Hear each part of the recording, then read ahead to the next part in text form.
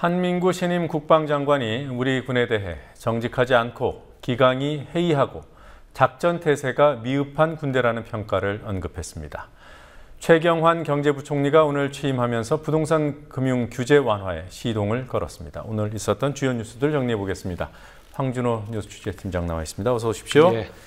자, 오늘 취임 후 처음으로 정군 주요 지휘관 회의가 열렸어요. 한민구 국방장관이 특이한 말을 했군요. 예, 국민들이 우리 군을 정직하지 않은 군대, 기강이 해이해진 군대, 작전 태세가 미흡한 군대로 평가하고 있다는 말을 국방장관이 직접 했습니다. 국민들이 그렇게 보고 있다라는 식으로 표현을 했지만 한 장관 자신도 그렇게 생각한다는 의미로 해석이 됐고요. 또 요즘에 군대에서 터지는 여러 가지 사건들을 보면 객관적으로 보기에 틀린 진단이 아닌 것 같습니다. 한민구 장관은 전방에서의 감시와 경계 문제, 군사기밀 유출과 군납비리 의혹 등이 연쇄적으로 발생했다고 말했습니다. 22사단 총기 난사 사건이라든지 또 7월 초에 또 있었던 노크 귀순, 그리고 어제 발표된 현역 장교들의 군사기밀 유출 사건, 이런 것들을 뜻하는 말이었습니다. 한 장관은 특단의 쇄신이 필요하다라는 말을 했지만 기밀 유출 사건이 올해도 몇 번씩이나 발표된 걸 보면 쇄신이 쉽지 않다는 것을 알 수 있습니다. 네, 자, 이 기밀 유출 사건 어제 검찰이 발표를 했죠. 예. 네. 외국 방산업체 한국인 이사한테 차기 호위함 사업이라든지 또 무장헬기 사업, 항공기 GPS 체계, 중장기 유도 무기와 관련된 2, 3급 군사기밀 31건을 영광급, 그러니까 소령, 중령, 대령들이 통째로 넘긴 사건이었습니다. 2008년부터 술이라든지 현금, 선물 같은 데 현혹돼서 정보를 넘겨왔습니다. 예를 들어서 기타가 취미인 군 간부한테는 기타를 사준다거나 또 회식비로 쓰라고 체크카드를 준다거나 아니면 장교들하고 저녁을 먹는 때는 여직원을 동석시키는 그런 경우가 있었습니다. 각각 몇백만 원씩 현금이 오간 걸로 나오고 있는데요. 그런데 과연 이런 비리가 영광급 정도에서만 있었고 또 몇백만 원 현금에 그쳤을 것인가? 그렇지 않을 것 같다는 지적이 많이 나오고 있습니다. 한민구 장관이 정말 군을 쇄신하겠다면 장성급과 국방부의 고위 관리들은 과연 어떤지 이것을 들여다봐야 된다라는 지적이 나오고 있습니다. 네. 자, 그리고 강서 재력가 살인 사건, 예.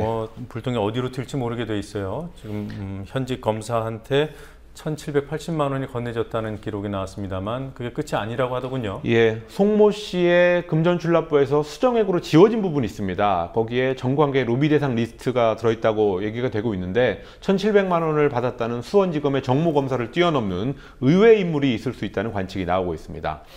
검찰은 수정액으로 칠한 23곳이 주로 공무원들의 이름이 23곳에 주로 공무원들의 이름이 있다고 설명하고 있습니다. 지금까지 장부에 등장한 인물은 현직 국회의원을 비롯해서 전현직 시의원, 구의원, 그리고 검찰, 경찰, 법원 등의 공무원들입니다. 장부에는 또 살인교사 혐의로 구속되어 있는 김형식 서울시 의원이 송 씨한테 받은 것으로 기록된 5억 2천만 원 중에서 2억 원은 김 의원이 2010년 말에 서울시장에게 줬다라고 적혀 있습니다. 당시에는 오세훈 시장이었는데 오세훈 시장을 말하는지는 명확하지 않지만 어쨌든 2010년 말에 서울시장에게 줬다라는 글이 써 있었다고 합니다. 네. 자, 이 지운 부분에 대해서 그게 공무원들 이름이다 이런 얘기를 했습니다만, 예. 실명이 다 확인이 된 건가요? 예, 일단 재력가 송모 씨의 아들이 지운 23곳에 나온 이름은 다 검찰이 파악했지만 일단은 정모검사 외에는 이름을 다 공개하지는 않고 있습니다. 그리고 사망한 송 씨 본인이 지우거나 덧칠한 부분이 또 있는데 거기에 대해서는 아직까지 검찰이 파악을 다 못했다고 합니다. 우려되는 점은 서울 남부지검이 최초에 그 정모검사가 받은 돈이 200만 원밖에 안 된다라고 했다가 결국은 1,780만 원을 받았다는 사실이 확인되었듯이 검찰이 자기네 조직을 보호하려고 한다거나 아니면 정치적인 어떤 선택, 정치적인 고려를 해서 로비 명단을 선별적으로 공개할지 모른다라는 점을 경계해야 되지 않을까 싶습니다. 네. 자, 오늘 최경환 경제부총리 취임식이 있었습니다. 거기서도 부동산 완화, 규제 완화 얘기를 했어요. 예, 명확하게 말을 했습니다. 최경환 부총리가 담보 인정 비율, LTV하고 총부채 상환 비율, DTI 규제를 업종별이나 지역별로 차등하는 것은 문제다라고 하면서 관계부처와 협의를 거쳐서 둘 다 합리적으로 조정하겠다는 말을 했습니다. DTI 규제는 현재 서울은 50%, 경기와 인천은 60%가 적용되고 있는데 이것을 60%로 단일화하는 방안을 정부 당국이 유력하게 검토하고 있습니다.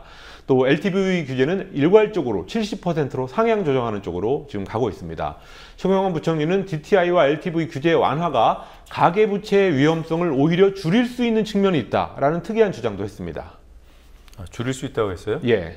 지금 예를 들면 5억짜리 그 아파트를 가지고 있을 경우에 예.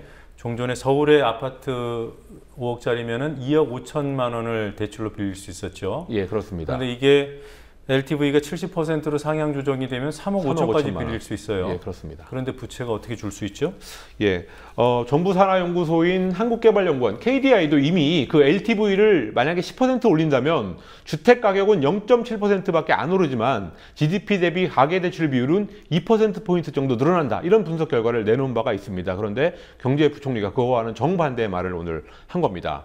그리고 오늘 또 조금 다른 얘기지만 이주열 한국은행 총재도 가계부채 문제를 우려하는 말을 했습니다. 한 강연에 나와서 한국 경제의 과제로 가계부채 문제를 꼽으면서 그 문제를 줄이는 정책을 집중적으로 해야 된다라는 말을 강조했습니다.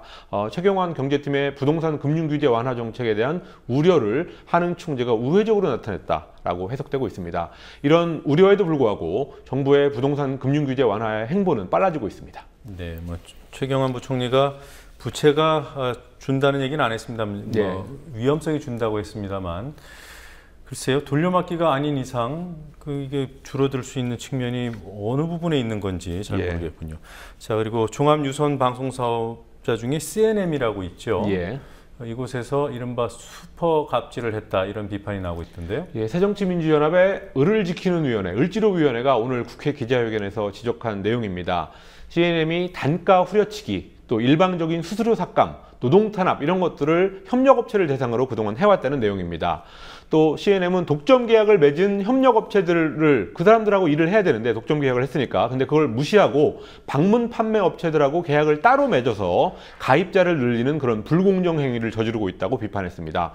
방문 판매 업체를 동원해서 가입자 수를 늘려야지 나중에 회사를 매각할 때, 지금 매각 과정에 있는데 매각할 때 비싼 값을 받을 수 있기 때문입니다. 네. CNM은 외국계 사모펀드가 설립한 페이퍼 컴퍼니 국민종합유선방송이 소유한 회사인데요. 최근에 대주주인 MBK 그리고 맥쿼리가 투자이익금 환수를 위해서 매각에 서두르고 있는 그런 상황입니다. MBK가 MB와는 무관한 회사죠? 예, 그거와는 무관한 회사입니다. 협력업체들한테는 갑질을 하고 그리고 또 그런가 하면 이 정부 관료들한테는 이른바 그 접대를 한 그런 부분이 있어요. 예, 오늘 역시 새정치민주연합의 은수미 의원이 제기한 의혹입니다. 은수미 의원이 공개한 3월 29일 CNM의 품위서를 하나 공개했는데요. 거기를 보니까 미래부 국장급 고위 공무원, 또 케이블 TV협회 사무총장 이런 사람들한테 회사에서 골프 접대를 한 것으로 나와 있습니다. 또 5월 8일자 품위서를 보면 강남의 한 룸사롱에서 미래부의 과장 그리고 케이블 TV 협회 사무총장을 만난 것으로 적혀져 있는데요. 특히 이날은 CNM의 장영보 대표라는 사람이 직접 거기에 나가서 법인카드로 117만 원을 결제한 것으로 드러났습니다. 미래부 공무원들은 의혹을 전면 부인하고 있지만 은수미 의원은 CNM과 미래부의 유착을 보여주는 정황이라고 주장하고 있습니다. 또 특이한 점은 이 접대부 지출 품위서에는 공무원들의 소속과 이름이 뚜렷이 명기되어 있다는 점입니다. 그래서 이건 나중에 필요할 때 공무원들을 압박하기 위한 수단이 아니냐 이렇게 은수미 의원 측이 설명하고 있습니다. 네, 미래창조과학부. 네. 자, 재향군인 상조회가 사설업체를 고용해서 노조원들을 불법 미행한 일이 벌어졌습니다. 이거 어떻게 된 일입니까? 예, 재향군인의 산하단체인 재향군인 상조회 노사 갈등이 작년 10월부터 시작됐습니다. 네. 정규직인데도 불구하고 매년 고용을 갱신한다는 계약서를 쓰도록 하는 그런 제도가 있었는데 노조가 이제 그런 관행을 좀 바꿔달라 이런 요구를 하니까 사측이 응하지 않아서 지난 올해 4월부터 파업을 시작했습니다. 이런 상황에서 사측이 사설 경비업체를 동원해서 노조원들을 불법 미행하고 사찰해왔다고 장하나 의원이 오늘 공개했습니다. 노조는 사설업체의 불법 미행과 감시 녹화가 6월 6일부터 4일 동안 벌어졌다는 사실을 입증하는 증거 영상을 서울지방노동청에 제출하고 사측을 부당노동행위 혐의로 신고한 상태입니다. 네, 얼마 전에 유성기업에서 그 몰래카메라가 발각이 됐습니다만 그런 거에 대한 정부 차원의 어떤 제재가 미약하기 때문에 이런 일이 반복되는 게 아닌가 싶어요. 예. 네. 자, 대형마트에서 일하는 노동자들이 오늘 기습 시위를 벌였다고 하더군요. 예, 최근에 홈플러스 직원들이 생활임금 보장을 요구하는 구호를 옷에 붙이고 업무 도중에 매장 밖에서 기습적으로 집회를 하는 그런 부분 파업을 그 지점별로 산발적으로 하고 있습니다. 네. 현재 홈플러스 노동자들의 시급은 5,450원으로 하루 7시간 30분씩 한 달 동안 일해도 최저임금 108만 원보다 적은 106만 원대의 임금을 받고 있다고 합니다. 또 이런 임금 수준은 홈플러스뿐만 아니라 롯데마트도 크게 다르지 않은 상황이라고 합니다. 홈플러스 노조는 사측과 임금 협상이 진전되지 않을 경우에 총파업을 강행한다는 방침을 밝혔고, 또 이런 기습 형식의 파업은 다른 대형마트로 지금 번져가고 있는 상황입니다. 네, 그러니까 지금 현재 파업을 벌이고 있는 상황인데 예. 근무를 하다가 부분 파업의 어떤 방식으로 근무하다가 매장 밖으로 나와서 이른바 기습 시위라는 것을 하는 그런 상황이군요. 그렇습니다. 매장별로 시간도 조금씩 다르고 그렇게 네. 하고 있다고 합니다. 네, 알겠습니다. 여기까지 듣겠습니다. 수고하셨습니다. 예.